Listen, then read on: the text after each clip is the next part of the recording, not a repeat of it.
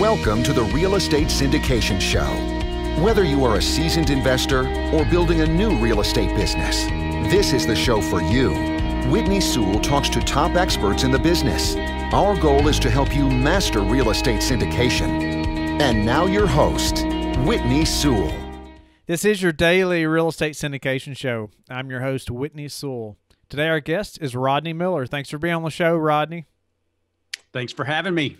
Yeah, I was pleased to meet Rodney in Denver a few weeks back, and they were able to have lunch together and learn a lot about him and what he's doing in real estate. And I was very impressed at just how he's getting into this business, and knew he'd be a great guest that can relate to many of the listeners. But he's an active real estate investor with over 200 transactions since 2003. He's CEO of a chain of medical clinics in Oklahoma City. He owns and manages over 100 single-family homes. He's a key principal and sponsor in 284 multifamily units. He's also a passive investor in 305 multifamily units. So, Rodney, just, thanks again for being on the show. You obviously have experience in many different parts of the real estate industry, and now that you're in syndication as well, and you've been on the passive side and active side. So just pleased to have you on the show. But give the listeners just a little more about yourself, background, and what you're doing in real estate now. Sure. So I've been in real estate since 2003. I've been an entrepreneur for quite a while. When I was 27, I bought a medical clinic and started branching off with that. And I still have the medical clinics. So I kind of split my time between real estate and the medical clinics. Medical clinics take about 20% of my time, real estate, the other 80%. And that adds up to about probably 25, 30 hours a week. So it's a pretty good deal. So got into real estate. I was about 40 years old, realized I didn't have a retirement, kind of started freaking out. I had 3 kids and I was, starting to get a little older. My dad retired when he was 55. So, I could see that age coming quick, and kind of had a little freak out and decided I need to figure out something out. So I joined Homevestors, the franchise. We buy ugly houses, and they taught me how to buy houses. And since that time, I've wholesaled deals. I've flipped some houses. Not a big fan of flipping houses, but did some wholesales. And then decided later on that the way to wealth was to buy and hold. So I started buying and holding houses. Got about 100 houses now that I'm just working on getting paid off. Bought and sold notes, mortgages, loaned money, hard money lending. Done it all. So, just recently, about 2 years ago, I decided I was going to learn multifamily.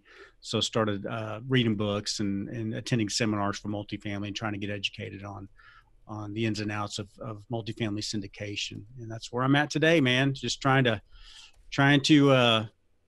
figure that game out, man. Multifamily is a whole nother animal. When you're coming from single family homes, you got to really rethink things and really shift your focus and learn a whole different aspect of real estate investing. I appreciate just, you buying that medical clinic at age 27, just at a very young age, becoming that entrepreneur and just that entrepreneurial mindset. I really like that. And it's neat to see, like, you develop that business, and obviously it's successful. You've kept it going, medical clinics, and grown that. But then, you're able to jump into a different business and able to make it happen as well. And I feel like that just reiterates the importance of mindset, and just the mindset change from employee to entrepreneur. Would you agree? Absolutely. And I've always known I make a terrible employee. I went to college and I worked for about 5 years as an insurance claims adjuster, and I was terrible at my job. Didn't want to be there, sat in a cubicle and just dreamed of ways to get out of it. And so one day a buddy of mine was a chiropractor and getting out of school, and he didn't have any direction. And I was like, hey man, I know the business end of it. Let's partner up. And that was my leaping off point, getting out of the corporate world, and got rid of the suit and tie and was really happy to do it. And so I always knew when I was younger, I just didn't want to work for a big cog in a wheel for a big corporation. So, I think some people know right away that that's what they want. And some people, it takes a while to figure it out. I always knew that I didn't want to do that. It was just kind of a way to get started. I started with in the corporate world, but wanted to get out really quick. And since 27, I'm 54 now. It's been a great ride. I love being self-employed. Yeah. There's nothing better. it's true freedom. Yeah. You know? That's awesome.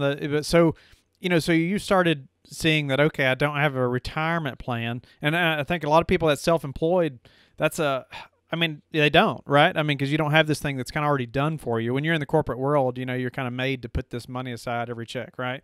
And so, Sure. and then those people just kind of rely on that, I think, or assume that that's going to be there and that it's going to be enough to support them when they're ready to hit that retirement age. When we all think that we should retire, and but so at 40, it hits you that, wait a minute, I need to do something, right? I've got the kids, and so what was it that that gave you the confidence to jump into real estate, right then? The clinic thing went pretty well for me, and I was well into that, and I'd always wanted to do real estate. I remember seeing the old Carlton Sheets late night TV. Learn to do real estate, and it was always something in the back of my mind that I thought I could do, and I thought I'd be successful at. Wish I had started a lot earlier than that. I see these guys at these conferences that are in their 20s starting real estate, and man, I would kill to be able to go back and start earlier. You know what I'm saying? Yeah. It'd be so, I think so cool that these young kids are getting into this and they're doing so well with it, and they're starting at a young age.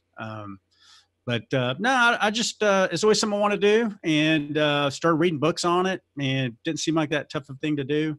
When you see the TV commercials, stuff like that, it looks like very unachievable, very difficult, and you wonder if it's true, if you can really do it. But once you start studying, it's really not a big deal. It's just got to learn the fundamentals and go out and take action. Yeah. So you jumped into the single family homes, and you said you flipped homes for a while. And I'm sure you learned a lot. You educated yourself a lot through that. But then you figured out, okay, I'm just creating another job here, right? And then you went into the buy and hold, correct? Yeah, flipping houses, then went into wholesaling, which was cool because we picked up the volume, and we would just get houses under contract, sell the contracts, real easy. Once again, it's a job. You're working hard. I mean, you got to work on your advertising, your call centers to take the phone calls. There's contracts involved. You're buying, you're selling. It's a full-time job. And so naturally you want to look at something that's a little more passive. And I don't know, rentals are a little more passive, but they're still not passive, Yeah. So I think when you're an investor, you're always looking, it's like that. It's like the cash flow quadrant. You're always looking to get more and more passive as you get older, and you want to move from working your butt off in a job to becoming a business owner, to eventually just becoming an investor, where you're investing in other people's deals and letting them do all the heavy lifting. And that's kind of where I'm shifting my focus. That's awesome. That's awesome. So, but you moved from the flipping and the wholesale, you built that business. It's just neat. Like I said, be this entrepreneur mindset. You built one business, and it's you understand systems and the business side of it. So you can go right over here and learn a little bit about real estate and create a business over here. And you did that. But then you've seen, okay, I need to hold these properties or create that passive income like you're talking about. So you started buying lots of single family homes, correct? And so you're like 100 single family homes now that you're managing. Yeah. And it kind of sounds like a lot to some people. We got our friends that have 600 houses. I want to be like them. I want to be like a big boy. But 100 single family homes, it's pretty easy to manage that. I've got somebody that manages the outside part of it. It's somebody that takes the phone calls and rents them, takes the rental applications and all that. So it's a pretty business to run, part-time. Yeah, good for you. And then, but then you started learning about multifamily, right? And tell us about that process, and why you would go from this business that you already have established, all these single family homes. Why would you then venture into multifamily or even syndication? Always wanted to do multifamily, but it always seemed too sophisticated for me. I don't know why. I just never really took a really hard look at it, because, you look at a 100-unit complex or 50 unit, and you just think, that's millions of dollars. I don't deal with that. I deal with $50,000 houses or $75,000. I mean, that's just way out of my league. That's for the rich guys. But then, a couple of years ago, I decided I was going to take a hard look at it, and I read a couple of books, and I was like, no, it's very doable. It's very doable. And it's probably easier to do than the single family business. So it's just a mindset thing, and just, you don't know what you don't know until you look into it. So I'd say it's 99% mindset that it just looks like this big, ugly monster that you don't want to take on. It's too scary. And then once you look at it, you break it down to little pieces. It's not a big deal. And so after reading a few books, I was like, I can do this. And so the next step was, hey, who can help me do this?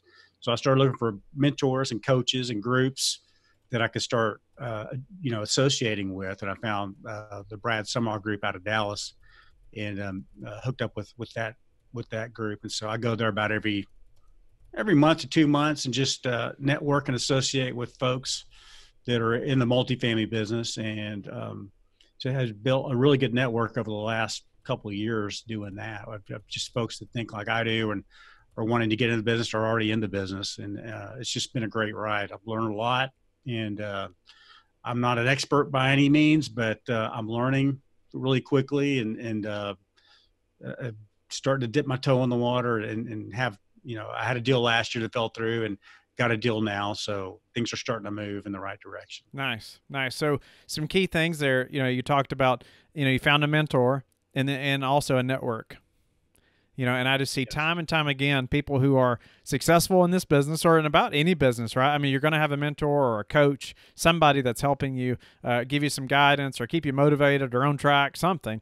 And then also the network of friends or other investors that are, that have been there and done that possibly, or where you're at least in the process. Absolutely. As Tony Robbins says, success leaves clues. Just go find somebody that's doing what you want to learn how to do, or find a group of people that are doing it, join the group, work for somebody that's doing it, or pay somebody to show you how to do it. And that's the quickest way to get from A to Z, man. Just find somebody doing it and attach your wagon to their train or whatever you say. But yeah, and I've gotten pretty good at it over the years. If I want to take my business to the next level, or I want to do something different, I just find somebody that's done it, and I find a way to partner up with them. And it just gets you there a lot quicker. That's right. Hit your horse to their wagon, right? Hit your horse to their, that's it. Hit your horse to their wagon. There you go. So you mentioned a deal last year that fell through. Is that something where we can talk about and discuss, what happened with that opportunity or that deal? Yeah. So I'd met some guys at one of these networking events, and they had just gotten a 80 unit deal in East Dallas that I think it was a $4 million deal. We had to raise like $1.5 million for it. And they asked me if I'd like to be a co-sponsor on it. And I said, heck yeah, it'd be my first deal. And so they brought me in to help raise capital. And I think they needed some help on the net worth part of it as a KP. And so I came in on it, and we raised the capital. Everything went really smooth. And then the thing caught on fire about a couple weeks before we were supposed to close on it. The boiler caught on fire, took out the boiler, the chiller. And then that was a great lesson in how not to be a seller, because these sellers just became very difficult to work with. I think they saw that they could fix the issues, put it back up for sale, and make a little bit more money. I don't know if they did when it was all said and done, but they really put the screws to us. They made it really difficult to close. We had to eventually abandon the deal, refund all of our investors the money back, pay them some interest for the time we held their money. And then, we were out 30, 40 grand in due diligence costs and all that, which the sellers didn't care. They were going to get their money. So, it kind of taught me a little lesson on how to do the right thing. Wow. When it comes down to it, don't always go after the dollar, the extra dollar, just do the right thing. That's interesting. It was a good learning experience. I learned a lot. Yeah, it's a very small community. I find in this syndication business, there's so many people that knows everybody, right? And so when I hear stories like that, which isn't very often, thankfully, but I just feel like that person's not going to be in the business for a very long time. Or they're not looking at definitely a long-term approach. Maybe they have been. Some people manage to stay in the business a long time and keep ripping people off somehow. But tell us some things that you learned there about maybe how to be a good seller, or some things that happened that you would do different on the next one. Technology is creating opportunities in the commercial real estate industry at an increasingly rapid pace. Technology-fueled innovations are enabling those forward-thinking firms to reduce back-office costs and risk, raise equity faster, and increase asset performance so that they can focus more time on activities that drive revenue. Today, IMS is the most widely adopted investor management software for commercial real estate firms. Visit us at investormanagementservices.com. You know, I really don't think they came out any better. I know they sold it after our contract bust, they sold somebody else, but I would just say, if you make a deal with somebody, follow through with the deal. Just do what you say you're going to do, because you're right. I mean, it's a small knit group of people, and I can guarantee you that, you know, I wasn't talking highly of the folks after that deal fell through, and, you know, and their name will come up, someday they'll want to buy or sell from somebody I've talked to, and they'll put a little, you know, that person's, you know, got in the back of their mind, is this person going to follow through with, you know, do what they said they were going to do? And so I would say, yeah, this business is definitely a relationship business, and it's just close knit group of people. Do the right thing with brokers. Buyers and sellers should do the right thing. You should treat everybody you deal with respect, and just do what you say you're going to do, because it can come back to bite you. Sure. Yeah. So this deal, you know, you all were just a little bit away from closing. It burns down. Part of it burns down anyway. I'm not sure the type of property, but the boiler catches on fire, burns part of the property down. So what happened, and what should have happened? I mean, specifically, you know, in that process. Sure. Well, most times what would happen is the seller would assign the insurance benefits to the buyers, and the deal would close. And then, you know, the buyer would fix the problem with the insurance proceeds. In this case, I think the sellers determined that they could get the insurance proceeds, pocket about $150,000, and then sell it for more money if they fix it themselves. So they would not assign the benefits to us, and then it just made it really impossible to close. So the easy thing would have been, and the thing that you hear about all the time when these things happen, is the sellers do an assignment. They assign the proceeds, and they let the deal close, and they let the seller, you know, fix the problem. But there's also the greed factor in there.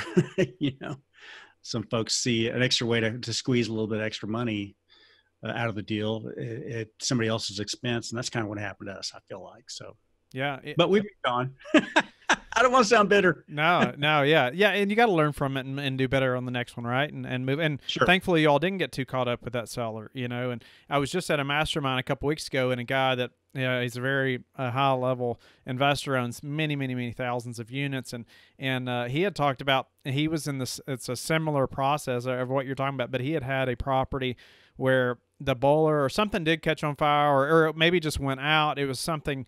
You know, they were about ready to close as well. But since this boiler went down, it wasn't an insurance matter. Yeah, so it didn't cause damage, but it did go out.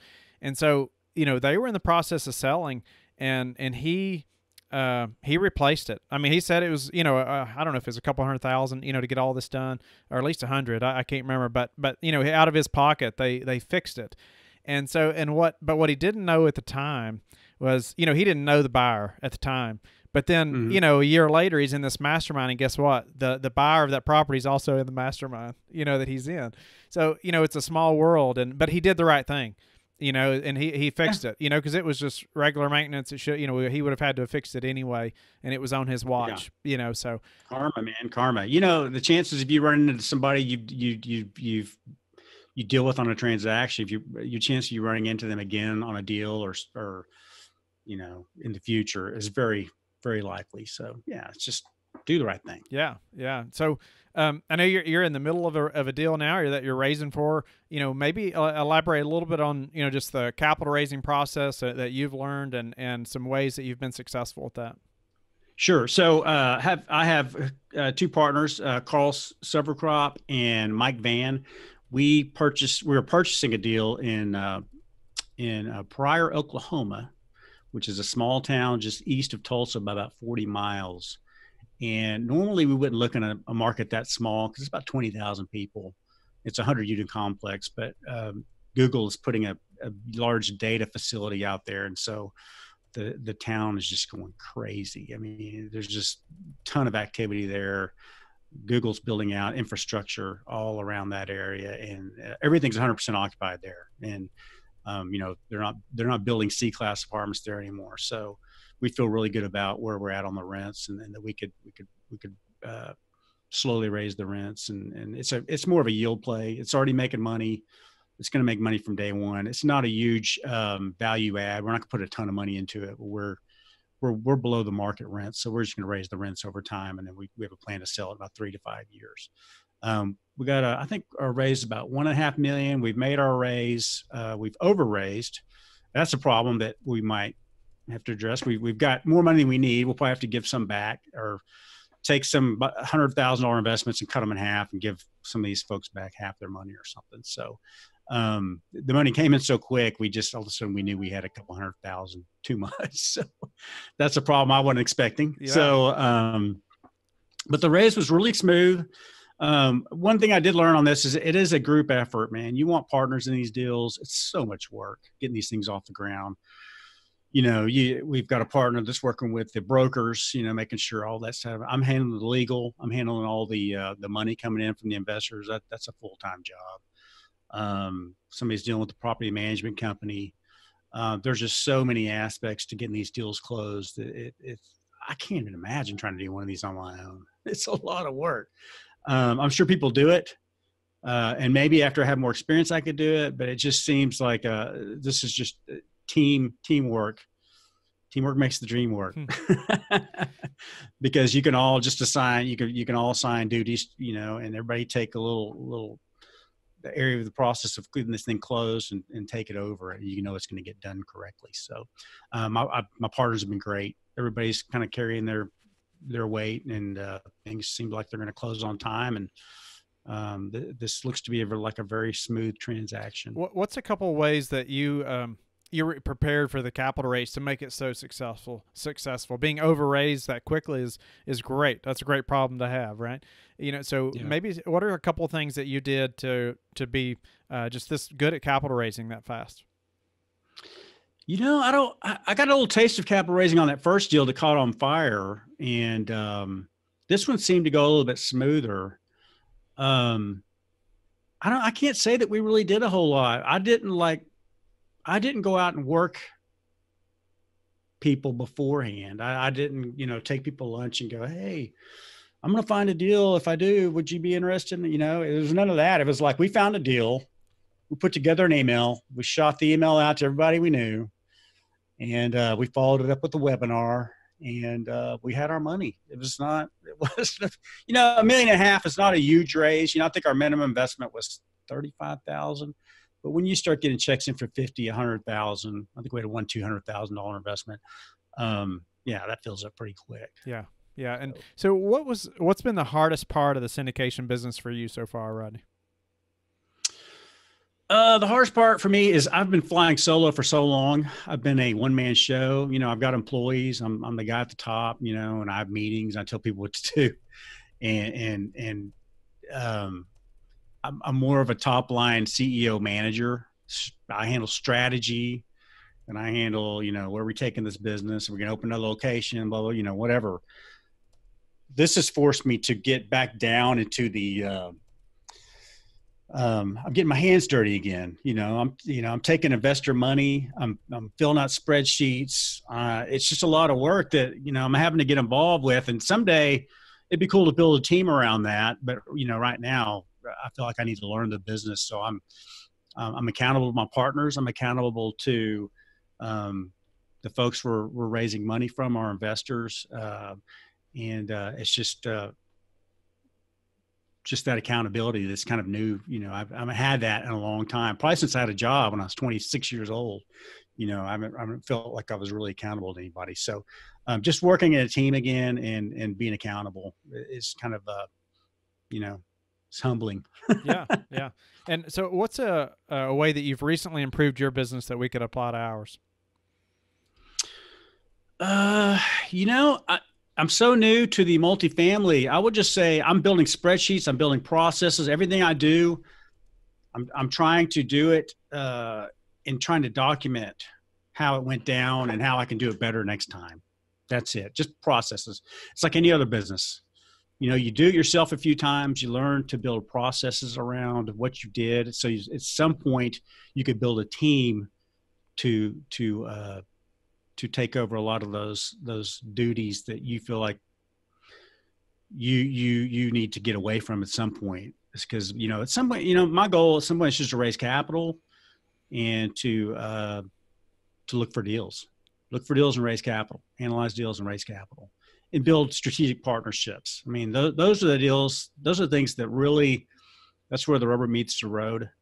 And the faster I can do that, the faster I can do 15, 20, $30 million deals. This first deal is $4.5 million.